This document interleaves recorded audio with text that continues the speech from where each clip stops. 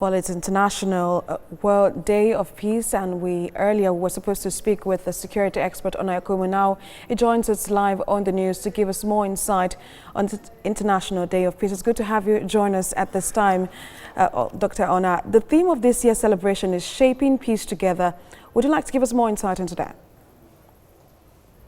Thank you very much. Well, it's clear that there's a lot of conflict here and there, and certainly the COVID-19 pandemic has shown a lot of the fault lines that exist around the world: lack of cooperation, lack of working together for world peace. So I think it's the International Day of Peace is coming at the right time, when it is evident that with greater cooperation, with greater synergy, with greater collaboration, the world can achieve peace together, because the conflict quotient has become too high in this country, and not in this country, in the world.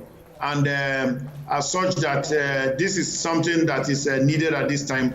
And this particular theme chosen for the year is quite apt in that respect.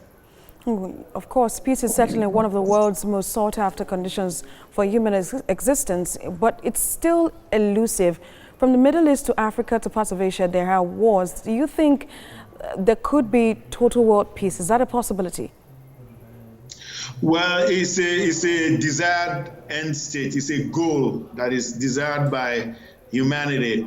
But we know that because nation states have competing interests, and because aside from nation states, actors on the political scene, actors on the international political scene, some of them have, quite interesting goals that they want to pursue. And so that is what is the fuel for peace. Then certainly, of course, you have this problem of proliferation of arms all over the world, because when you have capability in the hands of bad guys, and you have the dramatic rise of non-state actors like ISIS, Boko Haram, and the rest, Amirabitum, and all the jihadi groups that are running in West Africa and around the world, like in the Philippines, everywhere, Malaysia. So what I'm saying is there are different factors that are contributing to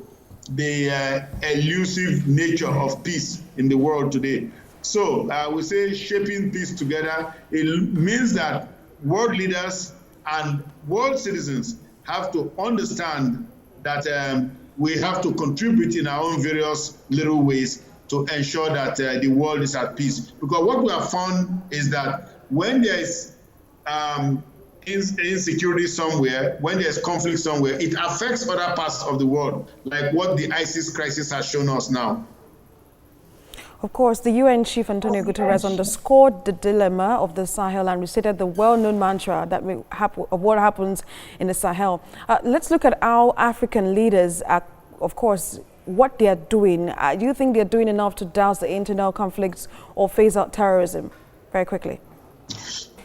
Yes, I think there's a lot of denial here in Africa, including here in our country, Nigeria. There's a lot of denial.